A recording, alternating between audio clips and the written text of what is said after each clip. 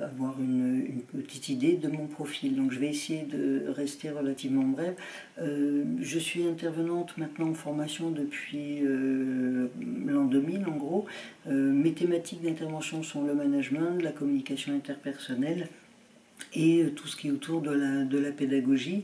Mon profil professionnel, un double cursus, management des organisations avec l'IAE d'Aix-en-Provence, et puis plutôt management centré autour de l'humain par le biais d'un master en sciences humaines,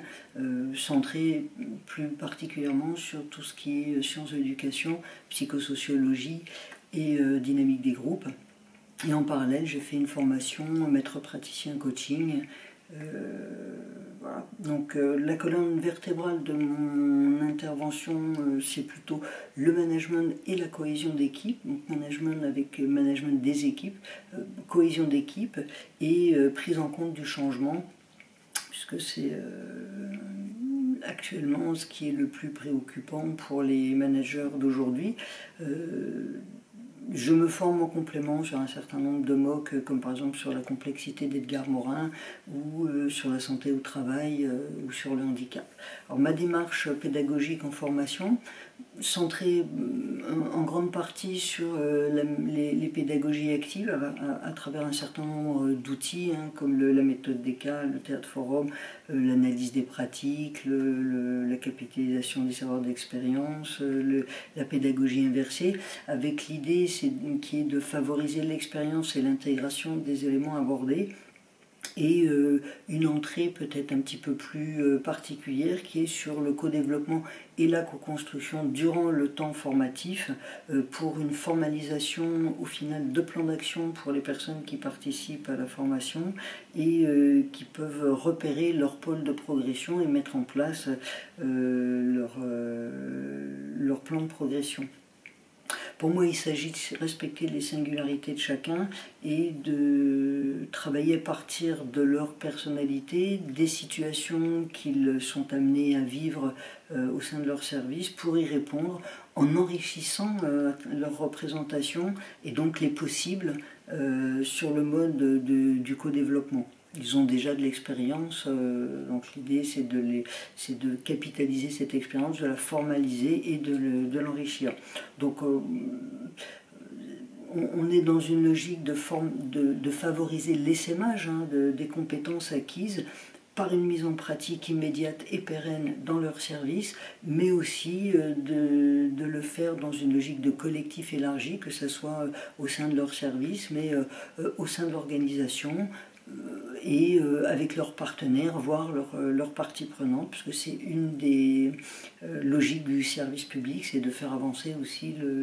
les structures qui l'entourent. Et donc pour moi, le temps formatif est vécu comme un temps laboratoire d'expérience où chacun va expérimenter in vivo les nouvelles pratiques qui sont proposées pour acquérir de nouveaux réflexes et se doter de leviers d'action qui soient solides et pertinents pour mettre en place ces nouvelles pratiques concrètement. Donc